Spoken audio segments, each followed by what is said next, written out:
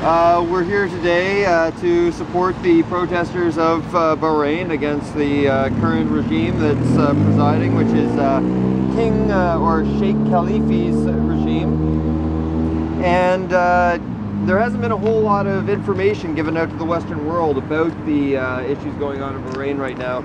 To catch you up to speed, around the same time as the protests in Tunisia and Egypt were going on last winter, things started to erupt in Bahrain. Like I said, not very much coverage has been given to this, but there was numerous protests of thousands of people. And during those protests, which are still going right up till today, I think there was one 4 days ago by my, according to Google, and during those rallies, violent action was taken to suppress the protesters, and a number of people were killed, an indeterminate amount according to our media sources.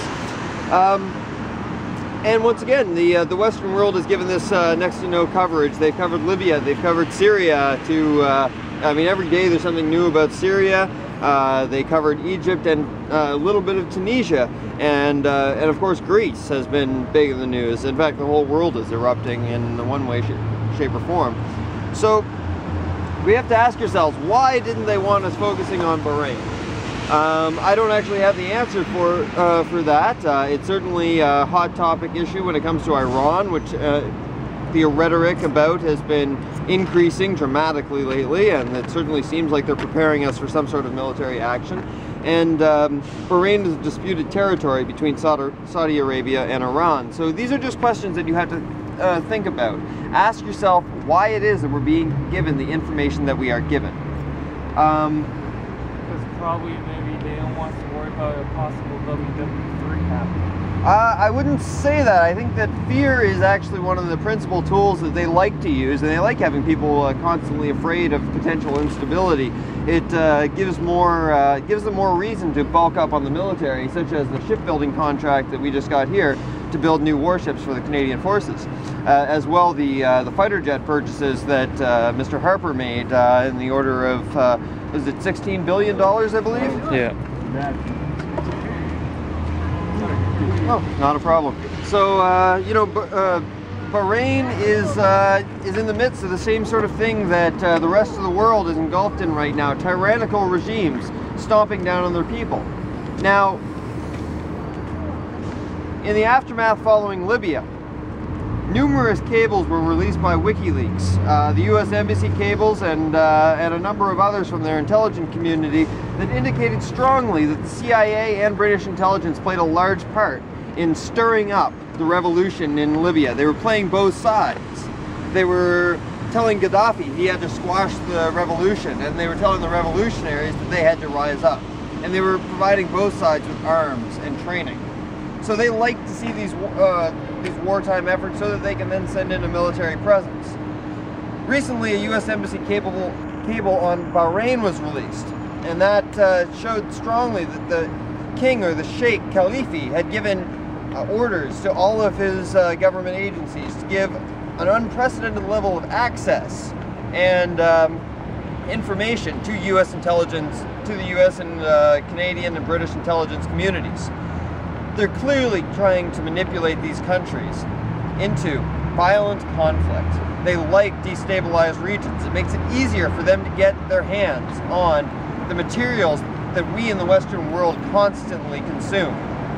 And that brings me to my final point, which is that it is our responsibility to tell our governments, in fact, to take down our governments, to prevent these things from happening.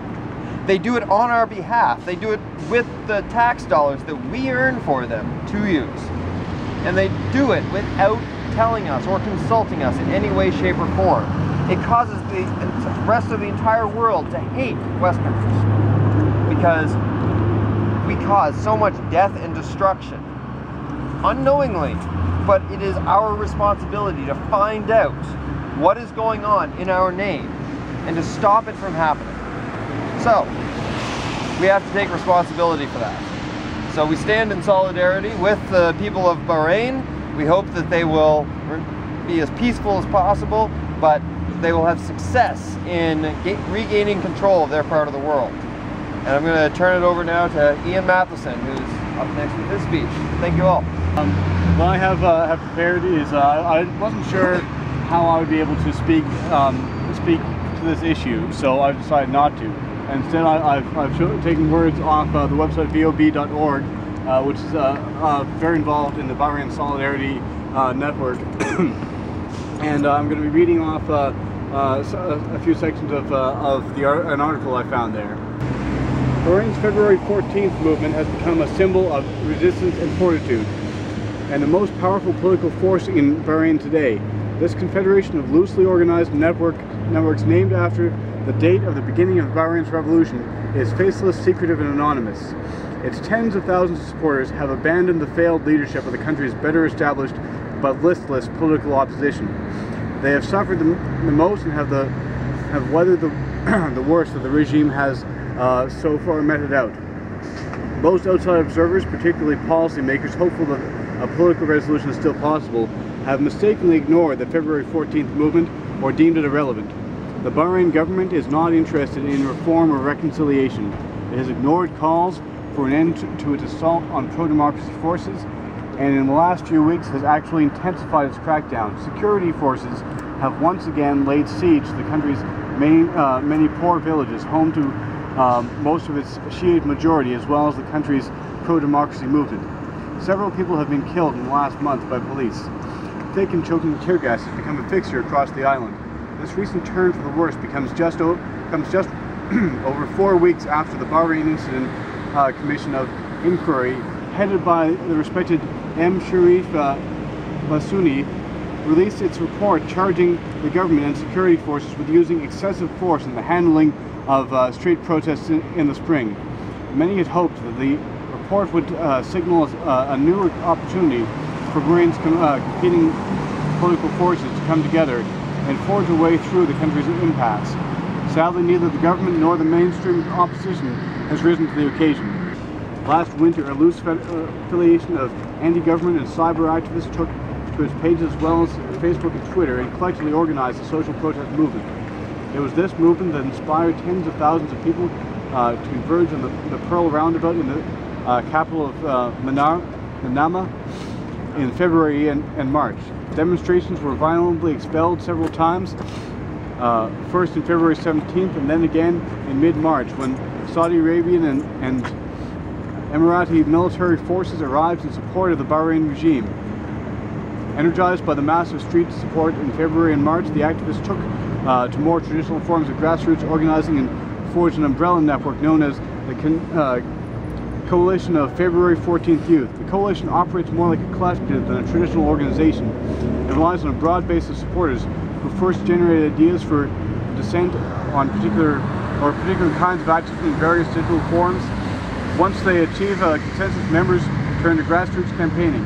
In almost every protest today, banners bearing the revolutionary slogan are also adorned with the small logo, the coalition. Its inclusion is not just a symbol of affiliation, but is also a signal of the power of the decentralization of community, and is representative of a new kind of mass politics that has swept the region more generally. That was an excerpt from a website, part of a solidarity network. And I think this shows that they are organizing in a way very close to how Occupy is organizing, proving that all along we've been showing solidarity through similar tactics. And we certainly can hope that this movement will achieve its goals. Let's now commence a moment of silence for those lost in the struggle towards democracy, beginning now.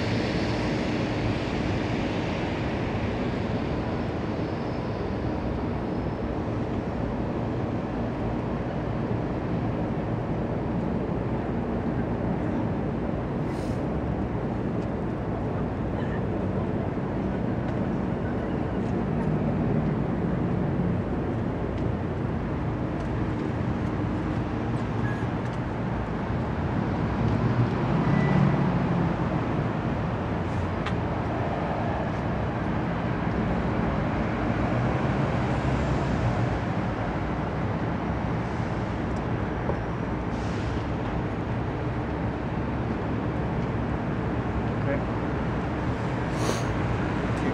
So at this point, we can either shut it down or we can continue in a discussion group format at a local cafe. I think Paper Chase and Just Us were mentioned.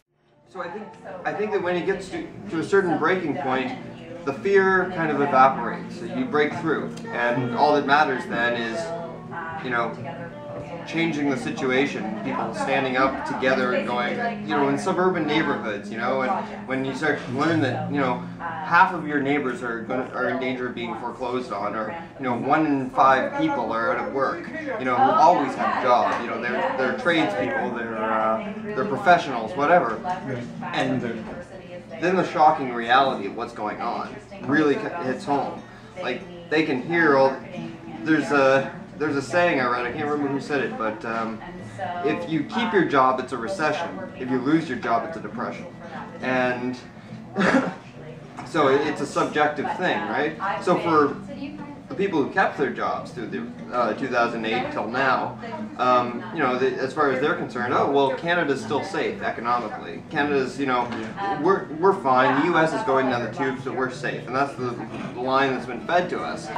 But you know, I do think that's the breaking point. That's where people will start to see that they have been consistently lied to, and I think even the most stubborn individual now is starting to have a glimmer of that. You know, there's people more and more when I walk around, you know, circles of people who would always have said, oh, you're nuts for protesting the government, we've got it good here, now going, something weird going on. There's something strange. This isn't going the way that it's supposed to be going if I read the papers, you know. And lately, I think they're trying to prepare people for that blow, because I've seen numerous articles lately that said Canadian household debt is out of control, and Canadians have never had a higher personal debt limit, personal debt level. You know, all of these factors, you know, what they're feeding you as information says a lot about what their agenda is. You know, and it's information preparation. They're trying to prepare the soil for the seed that they want to plant. So when I read the news, I'm always saying, I'm not saying what's going on in the world, it's what do they want me to think is going on in the world. And why, then I can start to figure out why they want me to think that way, and then the picture starts to come into focus a little bit better. I think that's why, you know, in the winter everything dies down. Everything, every historical conflict, every conquest, back to the Romans and the Greeks, you know, the spring and the winter, everything stops. So, well, middle of the spring, things start to pick up. Even in Afghanistan today, that's how the conflict runs. So, the spring should be interesting, folks. New Year's Revolution, and I mean, I don't want to overstate my involvement. A lot of other people have been extremely helpful. It's your creation. I don't even want to go that far. I think because I had this sort of idea. It's like I was sort of putting this out of the GA before the occupation was shut down.